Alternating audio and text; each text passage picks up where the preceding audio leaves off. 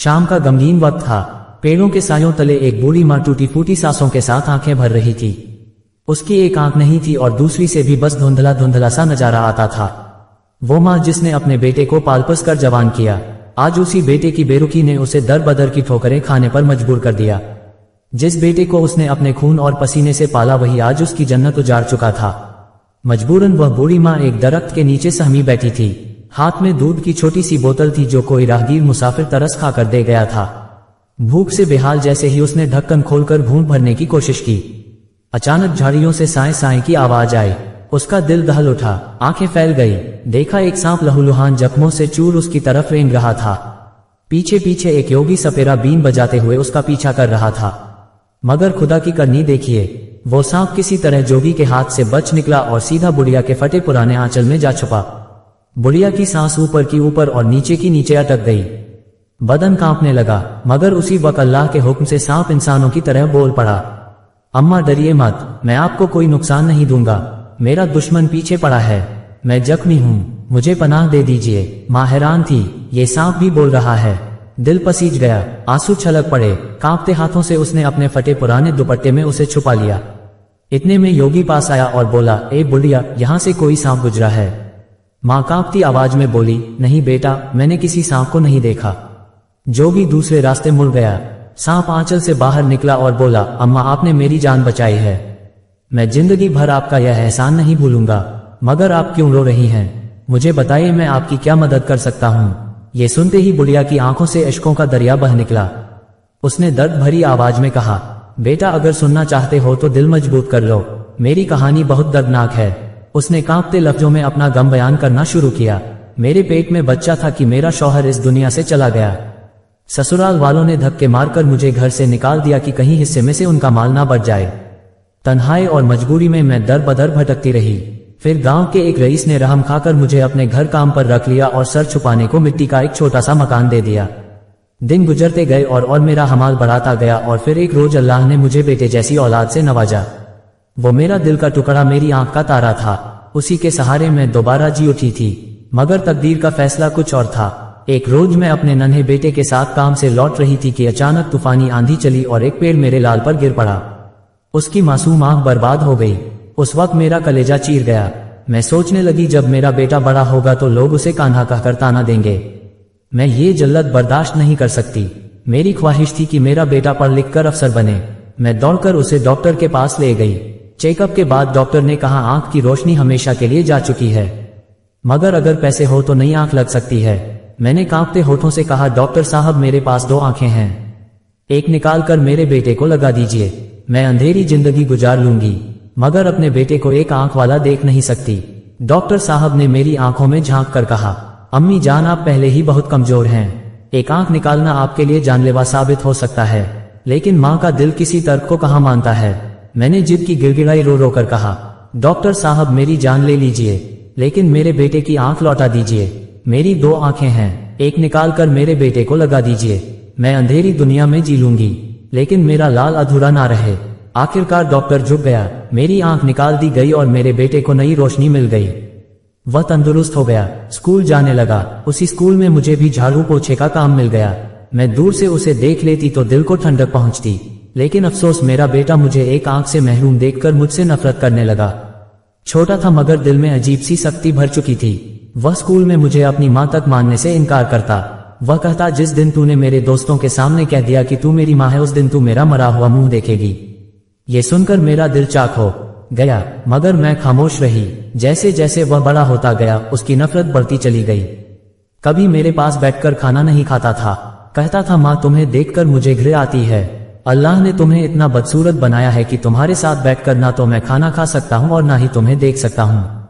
मैं रोते हुए कहती, बेटा 2 निवाले मेरे साथ खा लिया कर, मेरे कलेजे को ठंडक मिल जाएगी। लेकिन अगर मैं पास बैठ जाती तो वह गुस्से में खाना फेंक देता। मेरा दिल हर लम्हा चाहता था कि उसे सीने से लगा लूं, उसकी थकन अपने आंचल में समेट लूं। लेकिन बेटे की नफरत के सामने मेरी मोहब्बत हार जाती। अब मेरा बेटा जवानी की दहलीज पर पहुंच चुका था। बिगड़े दोस्तों की सोबत ने उसे आवारा बना दिया। सिगरेट, नशा, बुरे काम सब में पड़ चुका था। एक दिन मुझे तेज बुखार चढ़ा। मैं काम पर नहीं जा सकी और घर पर लेट गई। दिल में एक ही तमन्ना थी, काश मेरा बेटा आए और मुझे दवा ला दे। लेकिन बेटा उस रात घर ना आया, ना अगली सुबह ना अगले दिन। दिल की तड़प बेकरार हो गई। मैं चादर ओढ़कर बाहर निकली। उसके दोस्तों से पूछा, बेटा कहीं मेरा दानिश नजर आया? कल से घर नहीं लौटा। उन्होंने हंसकर ताना मारा, अम्मा आप सच में उसकी माँ है? वो तो कहता है आपसे उसका कोई ताल्लुक नहीं। मेरे सीने पर जैसे पहाड़ टूट पड़ा, मगर मैंने सब्र किया। शाम ढली तो बेटा आया, मगर रहमत नहीं। कहर बनकर हाथ में डंडा उठाया और बुखार से कांपती माँ को इस तरह पीटा कि जिस्म पर छाले उभर आए। मैं रोते हुए गिर पड़ी और बस इतना कहा, बेटा मेरी गलती क्या है? मेरा कसूर क्या है? वो गुर्राया, क्यों गई थी तू मेरे दोस्तों के पास? उन्होंने मेरा मजाक उड़ाया, अब सब मुझे का बेटा कहते हैं। तूने मेरी 2 टके की इज्जत भी मिट्टी में मिला दी। ना तू मरती है ना मेरा पीछा छोड़ती है। अच्छा है मैं ही यह घर छोड़ दूं। मैं उसके पांवों में गिर गई। बेटा मत जा, तू चला गया तो मैं जीते जी मर जाऊंगी। मैं कसम खाती हूँ अब कभी किसी को नहीं बताऊंगी कि तू मेरा बेटा है। बस तू मेरी नजरों के सामने रह, मैं तुझे देखकर ही जी लूंगी। उसके बाद उसका चलन ये हो गया, वह कई दिनों तक गायब रहने लगा। कभी 5 दिन, कभी 10 दिन, कभी महीनों बाद घर आता। मैंने दिल में अरमान सजाया था, चलो इसके निकाह से शायद सब कुछ बदल जाए। बहू आएगी तो घर रोशन हो जाएगा, शायद बेटे का दिल भी पिघल जाए। मगर अल्लाह को कुछ और ही मंजूर था। पूरा महीना गुजर गया। फिर जब मेरा बेटा घर आया तो अकेला नहीं था, उसके साथ एक दुल्हन थी और उसे देखकर मेरी आंखें हक्का बक्का रह गई। क्या देख रही हो माँ इतनी आंखें फाड़कर? बेटे ने हंसते हुए कहा। मैं सन रह गई। उसने कहा, यह मेरी बीवी है, मैंने शादी कर ली। मेरा दिल बैठ गया। कितने सपने देखे थे मैंने बेटे की शादी के, पर उसने ना मुझसे पूछा ना बताया। खैर सोचा कोई बात नहीं, अब मेरा बेटा मेरे पास तो रहेगा। लेकिन मुझे कहाँ पता था कि आने वाली बहू बेटे से भी ज्यादा निर्दयी होगी। पहली ही नजर में घूर कर अपने कमरे में चली गई। मैं चुपचाप उनकी सेवा में लग गई। बेटा दफ्तर जाता तो बहू हुक्म चलाती, पांव दबाओ, तेल लगाओ, चाय बनाओ, खाना लाओ। थकी हड्डियों के साथ सब करती रही, पर बहू फिर भी कभी खुश ना होती। कभी बेटा और बहू बाहर घूमकर खाते पीते लौट आते और मैं भूखी सो जाती। सब्र मेरा साथी बन गया। फिर एक दिन खुशखबरी मिली, बहू माँ बनने वाली थी। बेटा फूला नहीं समा रहा था। मुझसे बोला, माँ मेरी बीवी का खूब ध्यान रखना, उसे किसी चीज की कमी ना हो। मैंने सिर हिलाकर कहा, तू निश्चिंत रह बेटा। बेटा कुछ दिनों के लिए काम से बाहर गया। बहू की सेवा का बोझ अब पूरा मुझ पर था। वह कहती, क्या देख रही हो, जल्दी खाना बनाओ और चाय में दूध ज्यादा रखना, मेरा बीपी लो हो जाता है। मैं बीमार शरीर के साथ उसके पैर दबाती, खाना बनाती, चाय बनाती रही। एक रात बहू आराम से लेटी थी और मैं उसके पांव दबा रही थी। थकी आंखों पर नींद हावी हो गई और मेरा सिर उसके पेट पर लग गया। बहू ने जैसे आग पकड़ ली हो। गुस्से में उसने मुझे धक्के मारकर जमीन पर गिरा दिया। मैं मिन्नतें करती रही, बहू जानबूझकर नहीं हुआ, माफ कर दो, पर वह और बिगड़ गई। तभी बेटा घर आया। बहू ने उसे कहानी उल्टी सिल्टी सुनाई। बेटा दहाड़ा, तूने मेरे बच्चे को मारने की कोशिश की, तू हमेशा से मेरी दुश्मन रही है। ऐसी माँ से अच्छा है तू ये घर छोड़ दे। मैं कांपते हाथों से बेटे के पैरों पर गिरी। बेटा मैं कहाँ जाऊंगी, मैं बूढ़ी हूँ। लेकिन उसकी आंखों में खून उतर आया था। उसने कहा, जहाँ मर्जी जा, लेकिन हमें सुकून से रहने दे। मैंने कपड़े बांधे, लाठी उठाए और बोली, बेटा आखिरी बार गले से लगा ले। बचपन से तूने कभी मुझे गले नहीं लगाया, आज जी भरकर तुझे गले लगाना चाहती हूँ, फिर कभी नजर नहीं आऊंगी। पर बेटा मुंह फेर कर खड़ा रहा।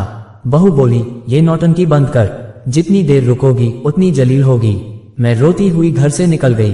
दर दर भटकती रही, कोई खाने को रोटी तक ना देता। आखिर थक कर एक पेड़ के नीचे बैठ गई। उसी वक्त एक मुसाफिर ने मुझे दूध की बोतल पकड़ा दी और चला गया। बोतल हाथ में थी, पर मेरा दिल वहीं अटका था। ना जाने बेटे ने खाना खाया होगा या नहीं, बहू ने उसे रोटी दी होगी या नहीं, बहू ने उसे रोटी दी होगी या नहीं। मैंने दूध को मुंह ना लगाया। तभी झाड़ियों से एक भूखा सांप निकला।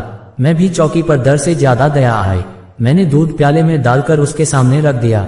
सांप ने दूध गटागर पिया और बोला, माँ जी आज से मैं आपका बेटा हूँ, इस दूध का कर्ज जरूर चुकाऊंगा। मेरी आंखों से आंसू बह निकले, दिल का बोझ कुछ हल्का हुआ। सुबह जब नींद खुली तो सामने एक नई मिट्टी की कोठड़ी खड़ी थी। दीवारों से ताजा मिट्टी की खुशबू, चारपाई पर साफ बिस्तर। मैं हैरान थी, कल तक तो पेड़ के नीचे थी। इतने में एक खूबसूरत नौजवान सामने आया, आंखों में चमक, चेहरे पर मासूमियत। वह मेरे पैरों में बैठ गया और बोला, मां जी अब ये झोपड़ी आपकी है, अब आपका कोई दुख नहीं रहेगा। मैं कांपते हाथों से उसका सिर सहलाने लगी। बेटा तू कौन है? वो मुस्कुराया और बोला, माँ जी मैं वही हूँ जिसे आपने उस रात दूध पिलाया था। दिन में आपका बेटा बनकर रहूंगा और रात को वही सांप बन जाऊंगा जिससे लोग डरते हैं। आपका बेटा आपको छोड़ गया, पर मैं आपके लिए सब कुर्बान कर दूंगा। बुढ़िया की आंखों से आंसू बह निकले। उसके अकेलेपन में अब सुकून उतरने लगा। दिन में वह नौजवान उसके लिए जंगल से शहद, दूध, फल, लकड़ियां उलाता, दवा देता, खाना पकाता, पांव दबाकर सुलाता। गांव वालों को कुछ पता ना था कि यह युवक कौन है। रात ढलते ही वह गायब हो जाता और बुढ़िया देखती, झोपड़ी के बाहर वही सांप फन फैलाए लाल आंखों में आग लिए पहरा दे रहा है। वक्त गुजरता गया। बुढ़िया को लगने लगा जैसे उसे असली बेटा मिल गया हो, खून का नहीं वफा का। लेकिन सांप का दिल अब भी जल रहा था। उसने बुढ़िया से कहा, माँ जी, जिस दिन आपकी बहू का बच्चा पैदा होगा उसी दिन मैं अपना पहला वार करूंगा, उनके सुकून को छीनूंगा। बुढ़िया काम गई। बेटा, दुख देना पर जान मत लेना, वो मेरा खून है। सांप मुस्कुराया, मैं जान नहीं लूंगा मगर वही दर्द दूंगा जो आपने सहा। कुछ ही दिनों बाद बुढ़िया का बेटा और बहू एक बच्चे के माता पिता बने। घर में खुशियां छा गई, मगर जंगल की झोपड़ी में नौजवान की आंखों में साए गहरे हो गए। उस रात वह झोपड़ी से निकला, पलक झपकते उसका रूप बदल गया। फन उठाए चमकती आंखों वाला भयानक सांप। वह गांव पहुंचा, बहू और बेटे के घर में खिड़की से घुसा और पालने तक पहुंचा। बच्चे के गाल से उसकी ठंडी जीभ लगी। बच्चा हंस पड़ा। सांप ने उसे धीरे से अपनी गिरफ्त में लिया और अंधेरे में गायब हो गया। जब बहू जागी तो पालना खाली था। उसकी चीख ने पूरा गांव हिला दिया, मेरा बच्चा, मेरा लाल कहाँ गया। गांव वाले इकट्ठा हुए, सब अटकलें लगाने लगे, ये जिन का काम है, ये बद्दुआ लगी है। पर हकीकत कोई नहीं जानता था। बच्चा जंगल की झोपड़ी में बुढ़िया की गोद में हंस रहा था। नौजवान मुस्कुरा रहा था, माँ जी, यह अब आपका है, यह आपके दिल का सुकून है, और ये तो बस शुरुआत है। बुढ़िया रो पड़ी, बेटा रहम कर। नौजवान की आंखें लाल चमक उठी। रहम वहां होता है जहां दिल हो। उनके दिल में रहम नहीं था। अब मैं उनके दिल का सुकून छीनकर तेरे दूध का कर्ज चुकाऊंगा। वक्त बीता, बहू ने दूसरा बेटा जना। घर में फिर से खुशियां लौटी, मगर डर अब भी बाकी था। उस रात पहरेदार तैनात थे। बेटा चौकस था मगर कोई रोक ना सका। झोपड़ी में बुढ़िया फिर अपने नए पोते को गोद में लिए बैठी थी और नौजवान बोला, माँ जी, अब दूसरा वार होगा। बुढ़िया के कांपते हाथ उठे, बस जान ना लेना। वो मुस्कुराया, मैं जान नहीं लूंगा पर उनका गुरूर जरूर तोड़ूंगा। पल भर में वह गायब हो गया। जंगल से निकलते ही उसका असली रूप सामने था। फन फैलाए, आंखों में शोले और जड़ से भरा इरादा। सुर्ख आंखें अंगारों की तरह धक रही थी, जिस्म पर जहर की लकीरें चमक रही थी। वो रेंगता हुआ सीधा बेटे के घर पहुंचा। ना आवाज ना आहट। खिड़की से भीतर दाखिल हुआ तो बच्चे का रोना अचानक थम गया। बहू करवट बदलकर सोई रही, मगर कुछ समझ ना पाए। सांप पालने तक पहुंचा। ठंडी जुबान बच्चे के गाल से लगी और बच्चे के होठों पर हंसी खिल उठी, जैसे वह उसका अपना हो। अगले ही पल फन उठाकर बच्चे को लपेटा और परछाई की तरह खिड़की से बाहर गायब हो गया। नींद खुली तो बहू ने पालना खाली पाया। उसकी चीख ने रात को चीर दिया। शौहर दौड़ता आया। दोनों पागलों की तरह बच्चे को ढूंढने लगे। गांव वाले जमा हुए। कोई बोला जिन ले गया, कोई बोला बद्दुआ लगी, लेकिन हकीकत कोई ना जान सका। उधर जंगल की झोपड़ी में बच्चा बुढ़िया की गोद में हंस रहा था। उसकी आंखों से आंसू झर रहे थे। नौजवान सामने खड़ा था, चेहरा सुकून से भरा मगर आंखों में सख्ती। वो बोला, माँ जी, दूसरा वार पूरा हुआ, अभी 3 बाकी हैं। बुढ़िया कांप उठी, बेटा जान मत लेना। नौजवान की आवाज गहरी हो गई, मैं खून नहीं बहाऊंगा मगर उनका सुकून जरूर छीनूंगा। आपके दूध का कर्ज ऐसे ही उतर सकता है। उस रात से जैसे खौफ ने गांव को घेर लिया।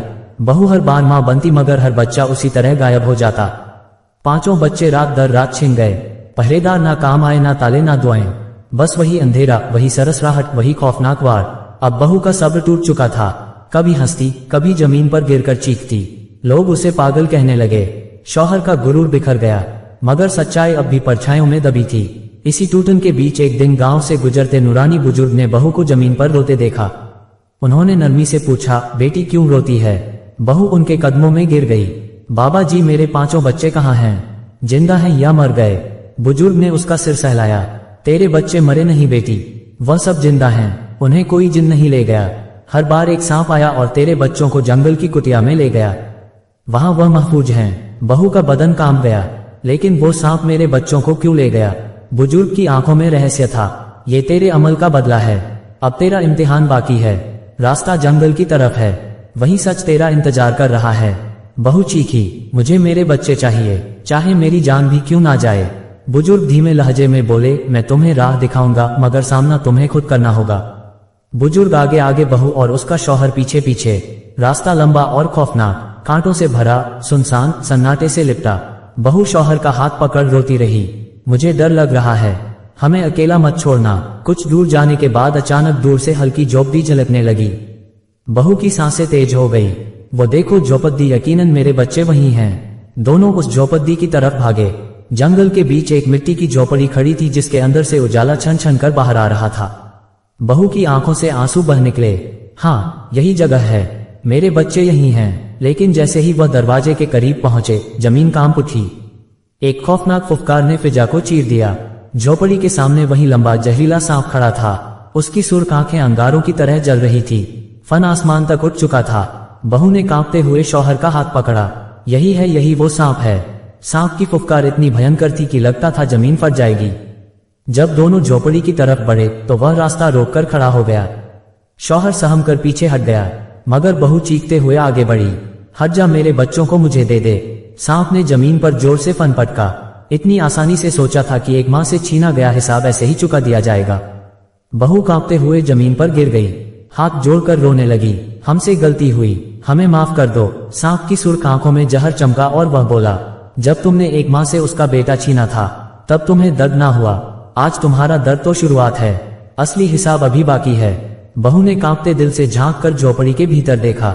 अंदर बुढ़िया बच्चों को सीने से लगाए खेल रही थी। उसकी आंखों में सुकून था, मगर बहू के लिए वो मंजर कैद जैसा था। वो चीख उठी, अम्मा मेरे बच्चे। बुढ़िया का दिल पिघल गया, मगर उसने बच्चों को और कसकर सीने से लगा लिया। सांप ने अपना फन दरवाजे पर फैलाकर कहा, अभी तुम्हें अंदर जाने की इजाजत नहीं। तुम्हारे कर्मों का हिसाब पूरा होना बाकी है। ये बच्चे उस माँ का सुकून है जिसे तुमने रुलाया था। तुम्हें अभी और तड़पना है। शौहर खामोश खड़ा रहा, आंखें झुकी हुई। तभी सांप की आवाज गूंजी, जानते हो तुम्हारी माँ एक आंख से क्यों अंधी है? ये सब तुम्हारी वजह से है। बेटा हक्का बक्का रह गया।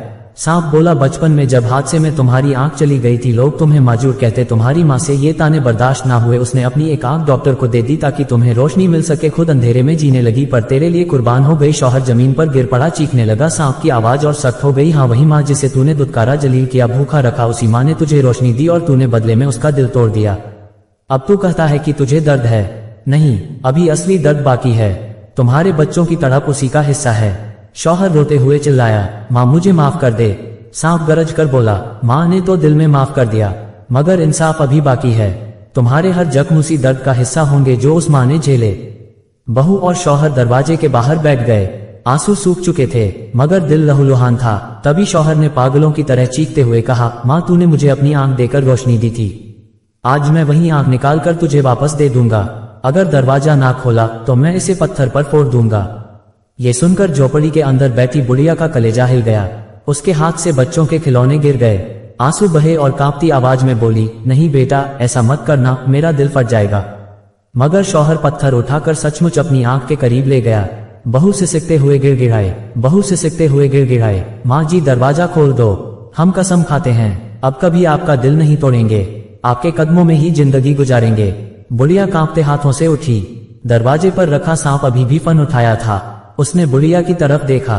बुढ़िया ने धीरे से कहा, बेटा अब इनका इम्तिहान पूरा हो गया, बदला यहीं खत्म कर दो। सांप की आंखों में पहली बार नमी झलक पड़ी।